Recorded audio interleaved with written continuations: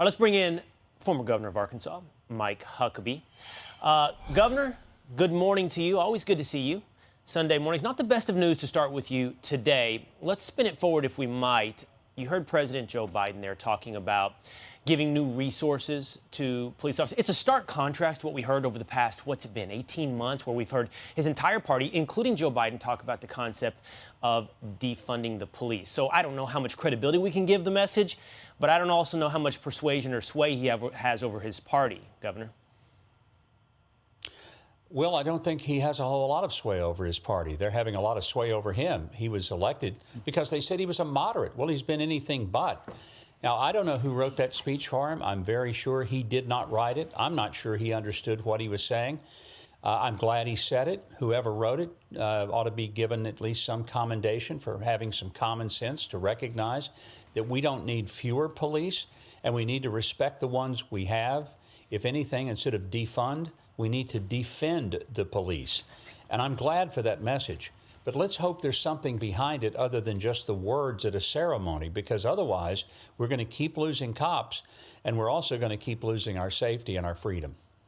You know, Governor, there's so much about that whole scene that we saw with President Joe Biden that I didn't like, starting with the fact that he had his sunglasses on during that. For some reason, I didn't like it. But I also think that the police officers aren't buying it. I mean, there's a reason why the National Fraternal Order of Police endorsed Joe Biden's opponent, Donald Trump. I think these are people whose jobs, I mean, it's life and death. They know who has their back, whether it's the Border Patrol or, you know, the police officer on the beat here in New York or anywhere across the country. We were talking earlier, Governor, the only time we really saw this overflowing love of our law enforcement from our leaders in the Democrat Party, including Joe Biden, was when they could use the Capitol Police to advance this message on January 6th that somehow everybody was, you know, an insurrectionist and they needed to play this up. That's the most love I've seen. Other than that, it's been, you know, defund and reinventing or reimagining law enforcement. Rachel, let's not forget that it wasn't that many days ago that Joe Biden, in a rather unscripted moment at the White House, talked about how he was going to hold accountable those Border Patrol agents who were simply doing their jobs at the border on horseback. Now, that was an unscripted moment. That's when it's just Joe Biden speaking from his heart or his head or from wherever he's speaking at that particular moment. But that really was the true Joe Biden coming out there, where he basically threw his own agents under the horse. And that was disgusting. You really got a real good picture of what he thought about police officers versus illegal immigrants illegally crossing the border and trying to rush against the law enforcement of our country. So let's ask the real Joe Biden to stand up. Let him trot out there in front of the podium at the White House and answer unscripted questions to the reporters who are assembled there, and then we'll find out what he thinks. Yeah, he's not doing that, so we won't hold our breath, but it would be interesting if he actually did. You know, you mentioned the radical policies, Governor. Radical policies come from radical people with radical backgrounds, and this White House has shown a willingness to continue to advance those types of people. Two examples. First is, I don't even know how to pronounce the name, Saul Amarov, I believe, is proposed to be the new comptroller of the currency. And then you've got the new pick to lead up border security as well. Here's what Sali Omarov, who would be in charge of our currency, said in a tweet in 2019. Until I came to the U.S., I couldn't imagine that things like gender pay gap still existed in today's world. Say what you want about the old USSR, the Soviet Union, but there was no gender pay gap. Market doesn't always know best. Also, a graduate of Moscow University. Moscow State University also wrote a thesis there about Marxism as well, which they're trying to get unsealed, but they haven't been able to read it yet. And here's the quote on the Border Patrol chief. This is an op-ed by Chris Magnus. Said, as the police chief here, I'm deeply troubled by the Trump administration's campaign against sanctuary cities, which refuse to turn over undocumented immigrants to federal authorities. The harsh anti-immigrant rhetoric and Mr. Sessions' reckless policies ignore basic reality. So if you have a comptroller of the currency who likes the USSR more, and someone who's supposed to lead our Border Patrol effort who believes in sanctuary policies, then what do you expect? You know, we used to have a saying in the governor's office, personnel is policy. What that means is the people you pick will be the policies that you implement. So when you see people like this, and in particular, this person nominated for the comptroller of the currency. In other words, to have a major influence on our economic policies and how we will approach not only the world banking community, but how we will approach our own economy. And her excuse for this is, well, you're attacking me because I'm an immigrant, I'm a woman, and because I'm a minority. No, has nothing to do with that. Even if you were a sixth-generation white American male, if you went to Moscow State University and you talked about the superiority of the USSR to the United States in terms of economic freedom, literally, right? We would question whether or not you're fit for that job. It has nothing to do with your ethnicity or your immigration status, has nothing to do with your minority status.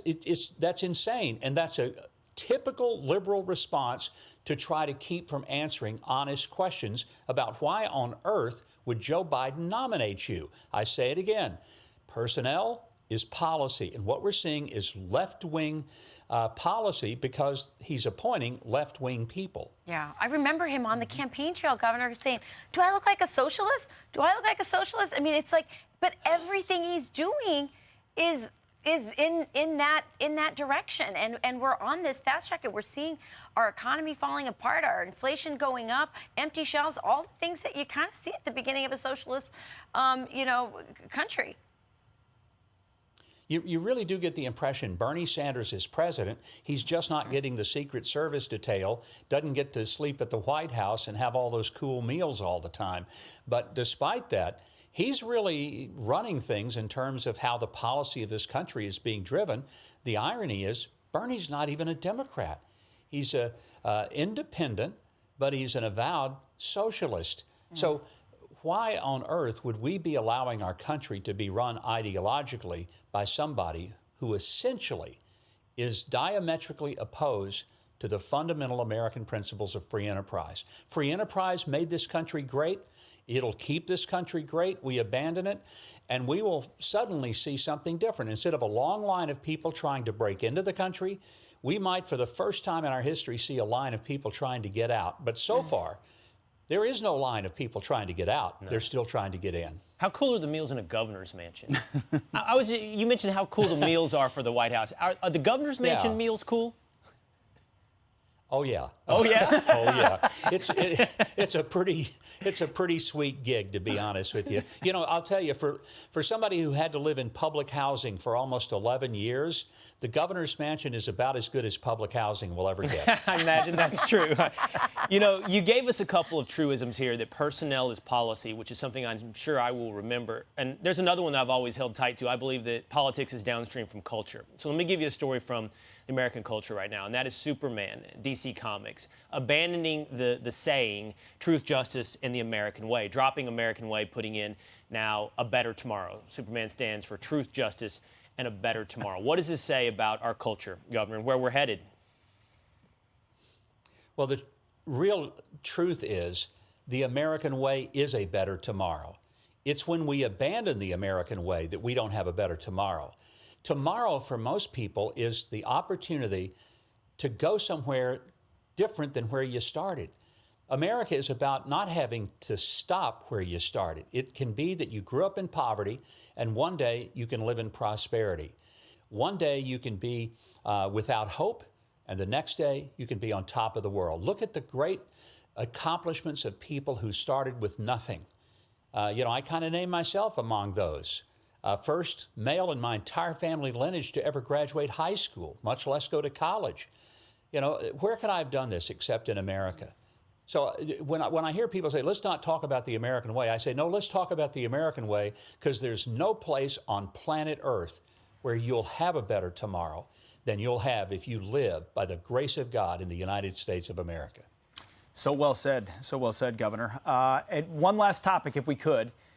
Will mentioned the governor's mansion. Well, it appears your daughter's raised a lot of money to get a chance to go where you once were. $11 million she has raised so far in the Arkansas governor's race. If you would, give us an update. How's it going? Well, first of all, I'll tell you, nobody's ever raised money like this for any race ever in the history of the state. I've told people if I could raise money like this girl, I'd be president right now. I mean, what a fundraising deal she's got going. But to be honest, she's going to need it, because already so much money from Silicon Valley and Hollywood is being poured in against her. but she's tough. I think the greatest thing about her being governor, other than the fact she would be a great leader, she has core values and convictions, and she knows who she is. The other thing that would be great is that when her 3 children try to hide, she knows where all the cool hiding places are because she grew up there. So it would be pretty sweet.